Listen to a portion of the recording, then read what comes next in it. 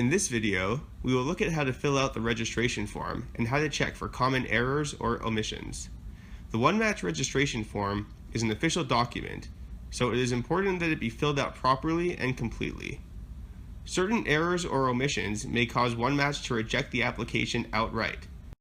Depending on the nature of the error, OneMatch may not be able to contact the prospective registrant in order to clarify or have them re-register.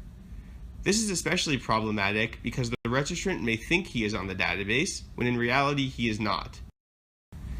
There are three components to the registration form: contact and demographic information, health screening questionnaire, and consent. The contact and demographic information section is used to provide OneMatch with ways to reach the registrant should he or she be found to be a match. It also provides an overview of the registrant's ethnic background. Make sure the information is legible. If some of the numbers or letters look ambiguous, clarify with the registrant and correct as needed. Common errors in the contact section include writing the birth date in the wrong format or writing today's date instead of the birth date.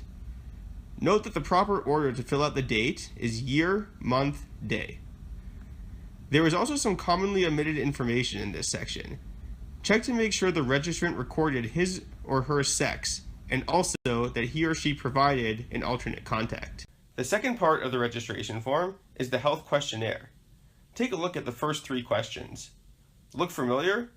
These are the same questions that we ask registrants during the pre-screening station to ensure they are eligible.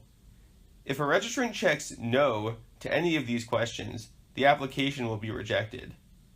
There are many other questions in the health screening section of the OneMatch registration form. Occasionally, registrants will have very specific questions about the form.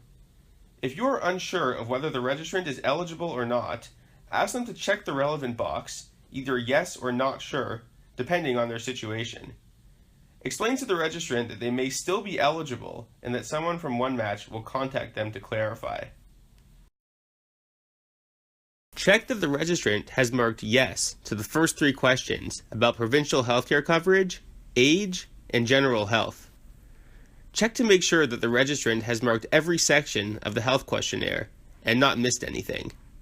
For example, registrants may not see the questions about asthma or epilepsy because they are located on the left side of the form. Some registrants may miss entire sections because of the form layout. For example, they may read the question about having donated stem cells in the past and then omit the next several questions thinking they only apply if they have been donors in the past.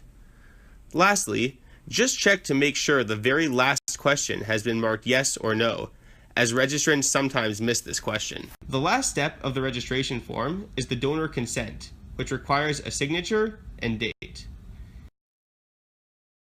Since this section is located on the back side of the form, some registrants completely miss this section.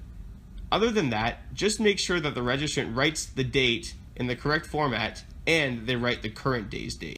Once the registrant completes the registration form, look over the completed form and perform an error check, focusing specifically on the areas highlighted earlier in this video. If an error is identified, it will need to be corrected. To correct an error, first draw one horizontal line through the mistake and write the correct information directly on top of the crossed out error. Then, initial the change and write today's date next to your initials. This completes the video on registration and error checking. When you are ready, proceed to the next video, guiding registrants to swab their cheeks.